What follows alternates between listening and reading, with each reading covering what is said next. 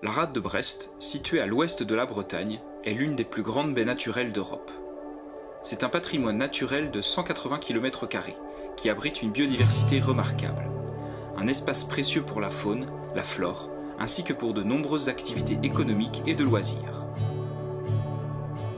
Malheureusement, la rade de Brest est aujourd'hui dégradée.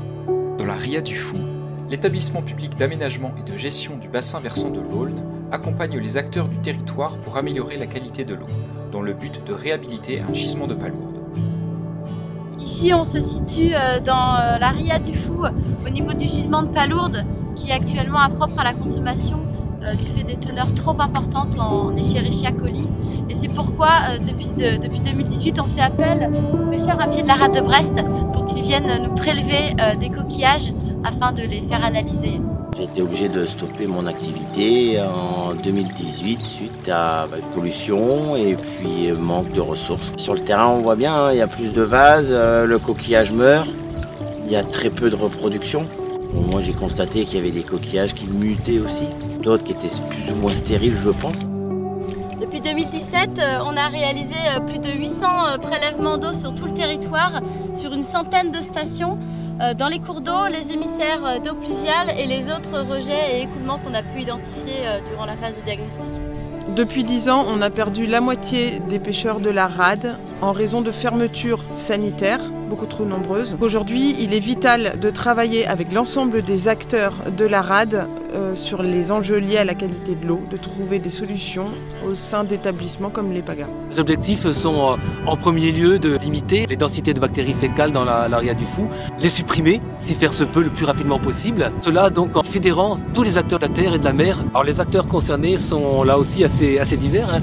Je citerai les collectivités, les industriels, les particuliers et les agriculteurs. Une des actions phares de ce programme est de travailler sur la gestion des eaux pluviales dans les exploitations agricoles. Pour mener à bien ce projet, l'EPAGA a bénéficié des aides du programme européen LEADER porté par le pays de Brest, ainsi que des aides de l'Agence de l'eau Loire-Bretagne et de la région Bretagne. J'ai rencontré 49 agriculteurs sur le bassin versant du Fou. L'ensemble des agriculteurs étaient séduits par ce programme qui en fait concernait tous les acteurs du territoire.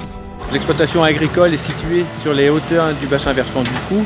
J'ai canalisé les eaux de pluie pour limiter le ruissellement sur les cours. Toutes les eaux de l'exploitation allaient directement au fossé.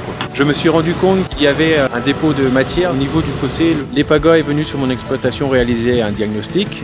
Nous nous sommes concertés pour choisir la meilleure des solutions afin de résoudre le problème de mon exploitation. Je pense que c'est une bonne démarche parce qu'elle concerne tous les acteurs du territoire. C'est des travaux très simples et faciles à réaliser. Ça s'est fait rapidement. La démarche ne m'a pas pris beaucoup de temps.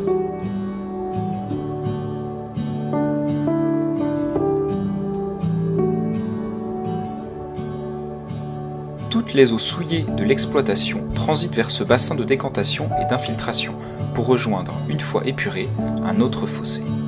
L'objectif des actions menées par l'EPAGA donc sur le bassin versant de la Ria du Fou, c'est la reconquête de la qualité des eaux par les acteurs de cette qualité des eaux sur leur bassin de vie. Tout le monde concourt aujourd'hui avec bonne volonté à la reconquête de cette qualité des eaux pour que les gens qui vivent dans ce bassin de vie de la Ria du Fou puissent à nouveau avoir le plaisir notamment d'aller rechercher des palourdes qu'ils pourront consommer. Beaucoup de travail encore à faire. Je veux parler par exemple au niveau de l'assainissement collectif d'un chantier très important sur la commune du Fou sur laquelle on se trouve aujourd'hui qui vise à réhabiliter la qualité de nos réseaux qui contribuent malheureusement à la pollution de cette Ria.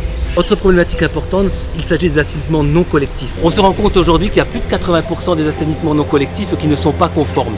L'Agence de l'eau qui a pris conscience de ce problème va aujourd'hui mettre la main à la poche quelque part pour permettre aux administrés qui le souhaitent de réhabiliter leur assainissement non collectif. C'est un programme qui ne durera que jusqu'en 2024, saisissez-vous de l'opportunité. En un mot et en conclusion, ce programme permettra de réconcilier le monde de la terre et le monde de la mer.